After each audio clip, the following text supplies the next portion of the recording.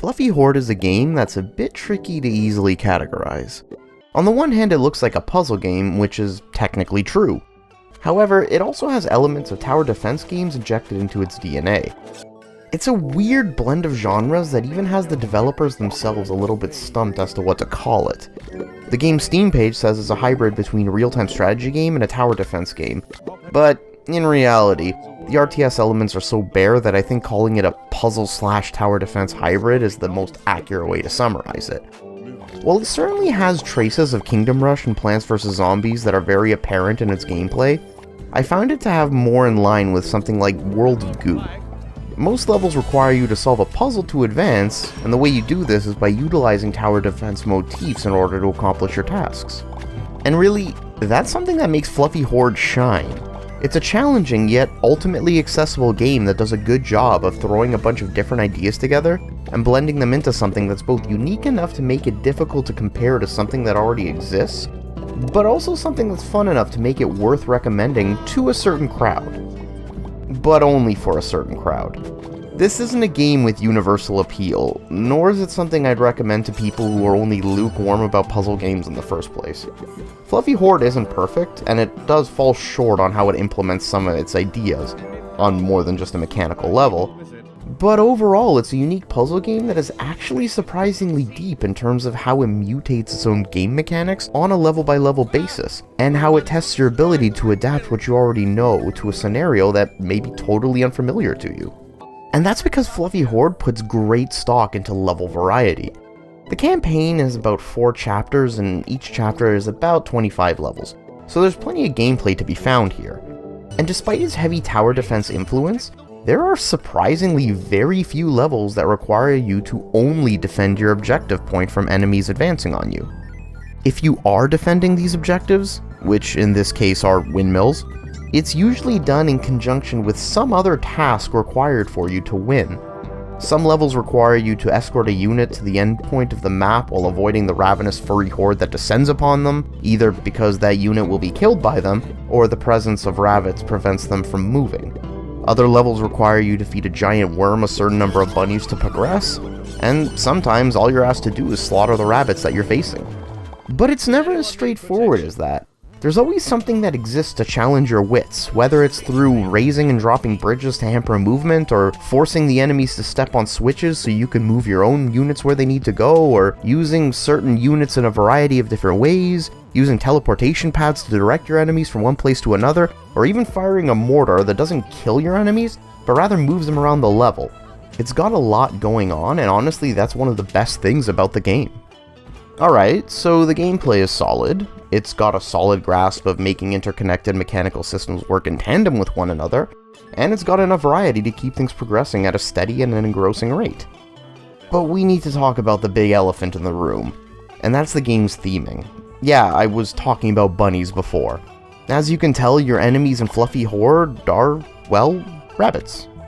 The game takes a page out of that gag from Monty Python and the Holy Grail with the killer bunny, and it really doubles down on it, which results in the rest of the game adapting the over-the-top silliness that you would expect from a game made out of that gag.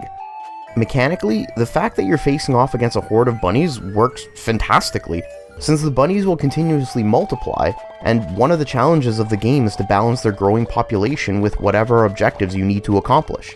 It's a game where one of the key pillars is population control, and I like how that ties into the game's themes.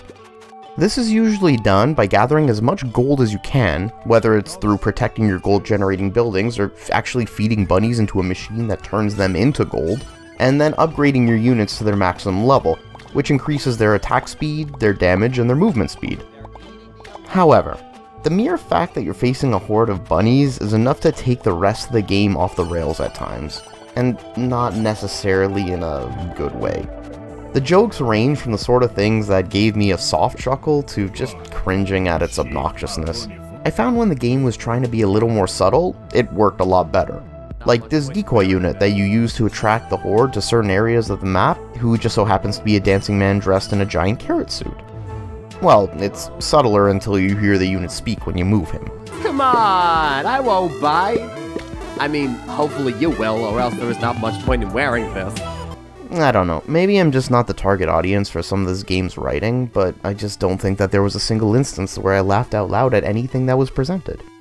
I think that this part of the game is going to easily be the most divisive aspect of it, and it might actually be enough to turn some people away from it. But as bad as some of the jokes got at times, it wasn't thrown in your face so often that it's a total turnoff, especially given to how tight the overall gameplay is designed. But that's not to say the game is flawless. It certainly can be improved in some areas with its presentation. For instance, the UI can sometimes get really cluttered, especially when you group your units together to defend certain points on the map. It makes it a little difficult to upgrade them, as the unit flags that you need to click on tend to stack on top of one another.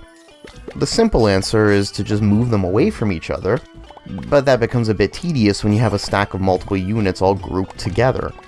I think part of the problem is that rather than grouping your units in a simple to access area of your HUD, everything is accessible on the main game screen. I think that this is an attempt to encourage you to use the minimap, but the minimap itself is more of a hindrance than a help, I found. Because the level is on a long horizontal plane, it needs to be zoomed out quite a bit to fit everything on there, which means that minimap is lacking in a lot of detail. So as a result, I found myself ignoring it more often than not. Instead, I was just focused on the action on the screen as much as possible. Still, none of these issues is enough to detract from my overall experience with Fluffy Horde. In fact, I found myself to be pleasantly surprised by this game, especially because I wasn't quite sure what to make of it when I jumped into it. What it offered was a solid puzzle game with a great amount of variety, a solid mechanical foundation, and enough of its own charm to separate it from other puzzle and tower defense games, despite itself being something that's almost entirely separated by these two genres. It's a bit off the wall, and that might be a turn-off for some people, but I found the puzzles to have the appropriate amount of challenge and the game design to be clever enough to offer a sufficient challenge as you progressed. Overall, I think Fluffy Horde is worth a look if you're itching to play a puzzle game, or if you're looking to kill some time on your lunch break or something.